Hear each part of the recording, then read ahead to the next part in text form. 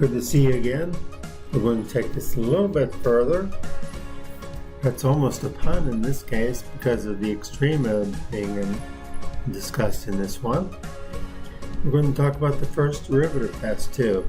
You're familiar with the first derivatives. You can do it a lot of different ways by this point.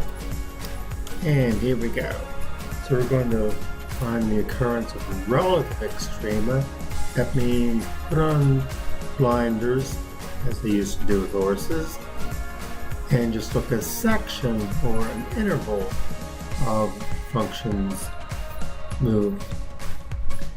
So we'll use the first derivative test to find the relative extrema, find the absolute ones, maximum and minimum, and that's the key to everything we want. We want to find the maximum and minimum values of real-life models, in particular business ones. How can we find the maximum profit or the minimum cost? We'll see anyway. So relative extrema first, and before I do that, sneak down here and get the pen in case I want to make a couple of notes for you. Look at some points. We've already talked about functions increasing and decreasing. We also have places where the function has a relative extremum, that's extreme value. A little bit of Latin, I suppose. I've never taken Latin. And we'll use those extrema to find the relative minimum and maximum of the function. Of course, there might be plural of them. It's find minima and maxima. Alright, here's a small picture to get you started. We've got a function that's increasing for a while. It's maximum, and then decreases for a while, turns around, starts increasing for a while. Notice that if you look at just this section of the function, this is the top value, the maximum. Not for the whole function, because the function continues over here, so it does get bigger. But within this interval, it does have a maximum. Within this interval, it does have a minimum. Those are relative maximum and minimum. And also we can have absolute maximum or minimum. For example, if you have a graph that goes like this, then this is going to be the maximum for the entire function, or the absolute maximum. If we have one that looks like this, the opposite way, with the open area toward the top, we would have a minimum, and that would be the absolute because that's the smallest y value on the entire sequence of that particular function. So here we go. Relative extrema. In other words, a top or a bottom within an interval. You get a relative maximum or a top value in an interval. And that means that for this particular x, where's my cursor? Losing the cursor. There we go. Okay. For this particular x value, all other x values are less than that. In other words, this is the top guy. For all x in that interval. Outside the interval, we don't know. But inside that interval, C gives us the largest value for y. Remember too that when we're talking about extrema, we're talking about the y values. It's not how big the x's are, it's how big the y values get, or how small the y values get. And also, in a similar note, if there's a particular C, like we used C before, and that C makes the Y value smaller than every other one in that interval, then it's a relative minimum. That makes sense, right? So if C is a relative extremum, either maximum or minimum, then the extremum is said to occur at x equals C. C is the main character here. Remember, this is not the extreme value. That's a pointer to the extreme value. The Y values are the maximum or minimum. C is just the X value that gets you to that large or small Y value. And last of all on this one, F has a relative maximum or minimum value at x equals C, then C is a critical number. And that means that F prime of C, in other words, the derivative at C is either 0 or undefined at those places. These two will either have a derivative of 0 or a derivative that's undefined. So look at the numerator and the denominator to find those critical values, which will also give you the maximum or minimum values of y. So the first derivative test. You found that C is a critical number. C for critical, of course. Now, is it a minimum or a maximum or neither one? Number one, where am I here? There we go. On whatever the interval is, we'll call it A to B here. If the derivative is negative on the left, remember, we read left to right. If it's negative on the left and positive to the right, then what we've got is a minimum. Well, that should make sense. We're talking about something similar to this. You've got a derivative negative this way, positive this way. That means we've got a minimum in the middle at C. On the other hand, we'll just use the parabola again as our example, but one that goes the other direction. If in that interval from here to here, if you first got f of x is positive, like we do here, slope is positive here, and negative later, then somewhere in the middle you've got a derivative of 0, and that in this case, if it's going up and then going down, then you end up having a maximum value at that point C. At the point C, but remember, the actual maximum or minimum is the y value, not the x. The x is a pointer to the y value. It's the dependent variable. So here are some good pictures. In this first picture, we have the slope going downward, so it's negative. Over here it's positive. That means there's a minimum somewhere in the middle where it turns around. And this is the opposite. The slope is positive here, negative here. So in between we've got a place at the critical point where we've got a relative maximum. It makes sense. Even if you don't see this picture itself of the function, if you know that the slope is positive here and negative here, there has to be a place where it turns around. which would mean you'd have a maximum. Now be careful though, because that isn't always the case. You could have the slope being positive on both sides of a critical number.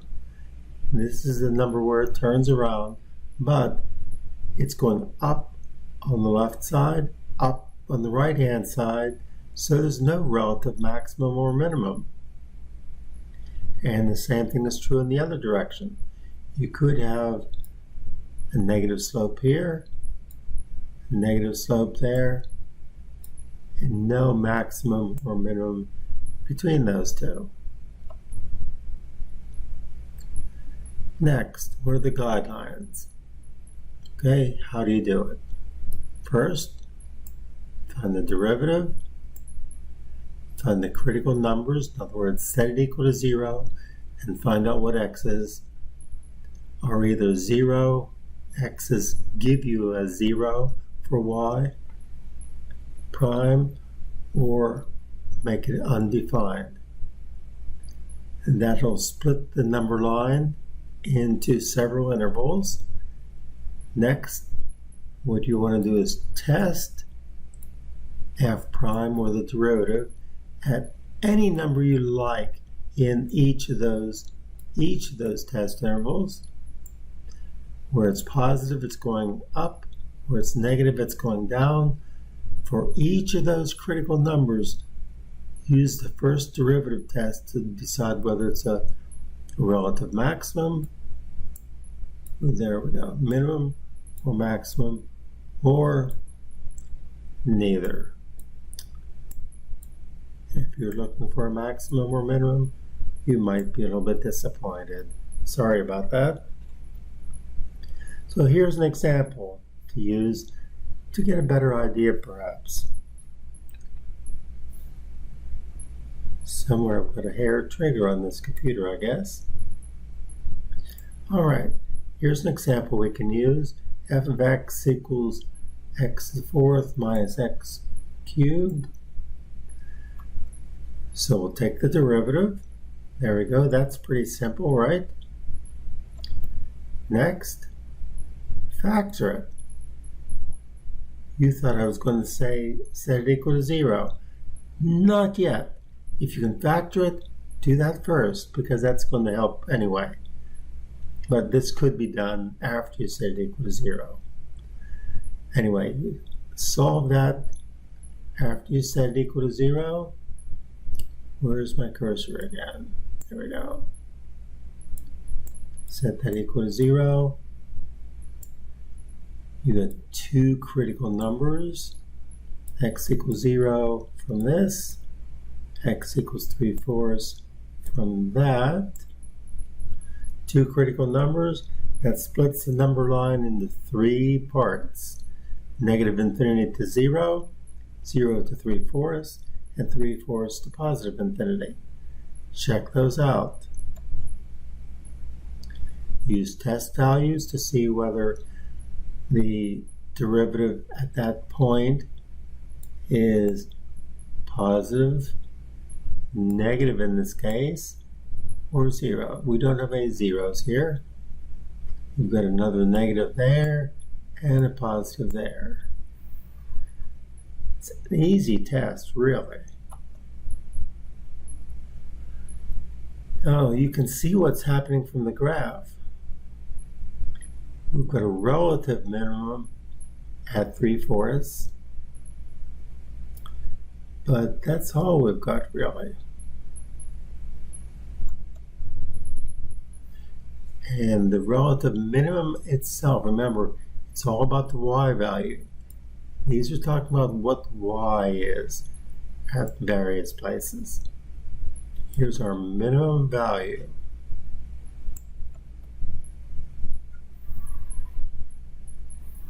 Also note that the critical number x equals 0 didn't yield a relative extremum because f of x is negative on both sides.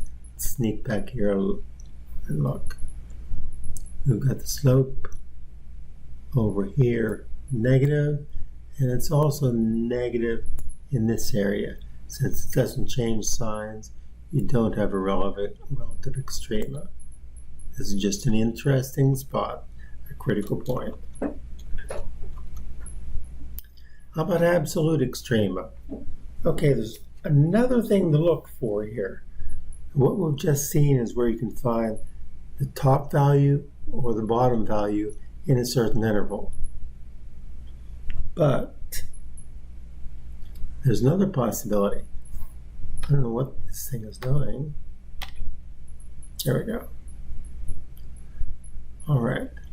So for an absolute maximum or minimum, where's my cursor again? There we go. Absolute, that means for the entire function, not just for a small section of it. So we need the function to be defined on that interval, and we've got a special number c, critical number, right? F of c, remember this is the y value. It's the absolute minimum if that gives you a y value that's smaller than every other point in that interval. It's an absolute maximum if that c for x gives you a value of y larger than every other x that you get in that interval. Because usually we're interested in absolute maximum and absolute minimum, sometimes we'll just say minimum or maximum when we're actually talking about the absolute minimum or maximum on that interval. So here's a picture. Now notice this point right here. It's not the absolute maximum because there are values that are larger than that or higher than that. And this one for this interval is an absolute minimum because there are no values or no y values that are lower than that. Special note though, put this in red. When you're checking those out, here you go to relative maximum, relative minimum. Now this one happens to be also an absolute minimum, but note the endpoints. Always check the endpoints because one of those could be the absolute maximum or minimum for this particular function. For example, if this one had continued down like this, this would have been the absolute minimum instead of this one over here. Got that? Relative, relative, in a small section of the function, absolute for the whole interval, whatever that interval is. In this case, it's the interval from A to B. What's the absolute highest or absolute lowest? It could be the endpoints. So make a special note. Check the endpoints.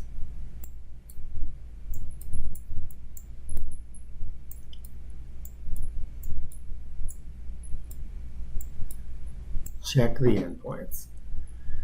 Check to see what the y values are at the relative maximum and minimum, but also check the y values at the endpoints, for they may yield a positive, a maximum or minimum for the entire interval.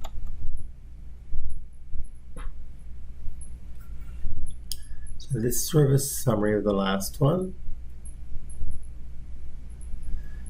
So you will look for the relative extrema. You also look at the endpoints.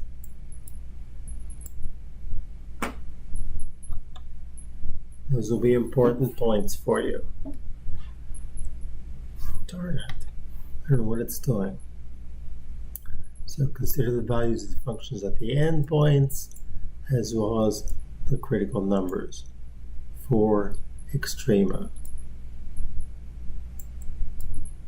Endpoints or critical numbers. Check them all out, because you don't know where you're going to get the absolute maximum values. The relative ones you can get from critical points, but you might get some extra ones at the endpoints. And there are the guidelines. Find the critical numbers, evaluate F, that's the Y values, at each of those critical numbers, then evaluate at the endpoint. Don't forget the endpoints. The smallest of all those is the minimum, the greatest is the maximum. Simple, right? Here's an example.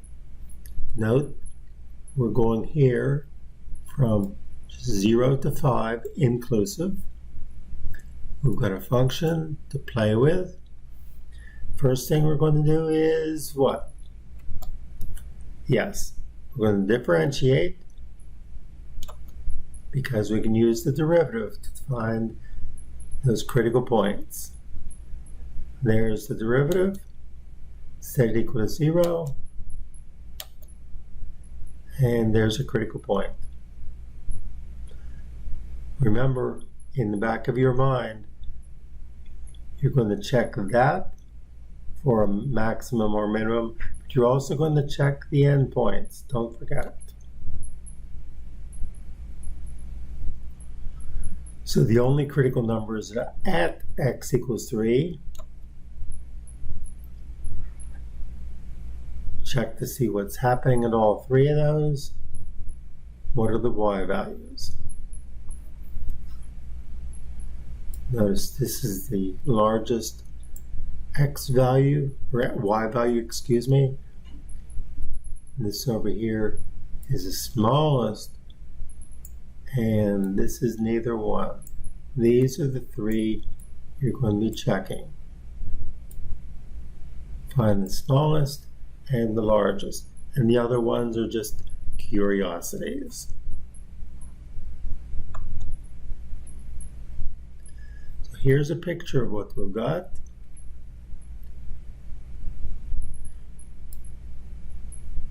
There we go. Here's our critical number, one endpoint, another endpoint.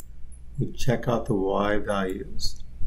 Here, here, and here to get our absolute maximum and minimum values. The -3 is sort of in the middle. It's not a maximum or minimum for whatever this function represents. Last of all, an application of this all.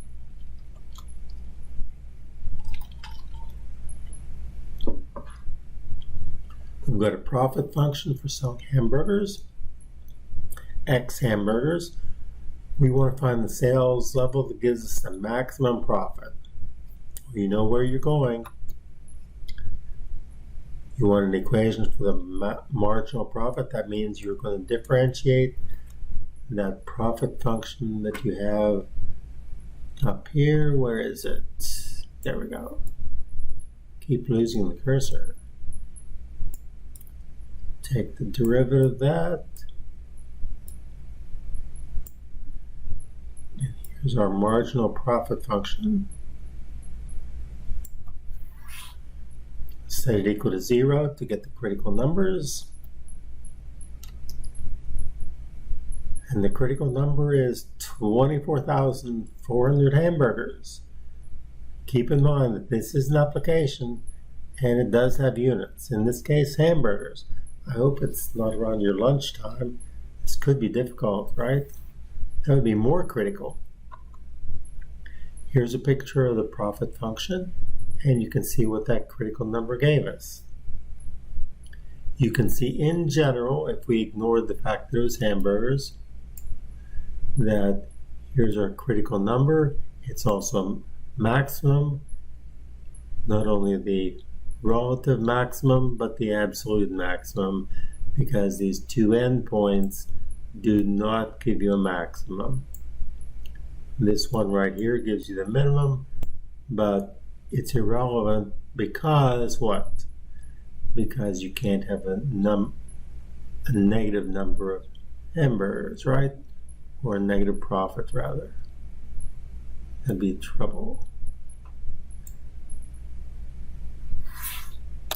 All right. So to find the maximum profit, just take that 24,400 hamburgers, put it in the profit function, like that.